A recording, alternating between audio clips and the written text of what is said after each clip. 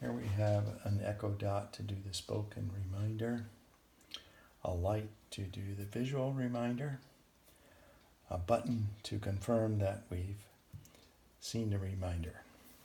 So here's how it works in action. I'm going to start it, so at a predetermined time, this will kick off the reminder. Grandpa, it's time to take your allergy pill. I've turned on the reminder light. Push the button to turn off the reminder light when you take the pill.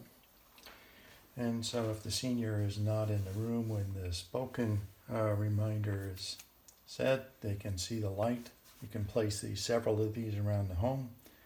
Once they acknowledge they've seen the reminder, in my case, taking an allergy pill, then they push this button. Grandpa, thank you for taking your allergy pill. I've turned off the reminder light.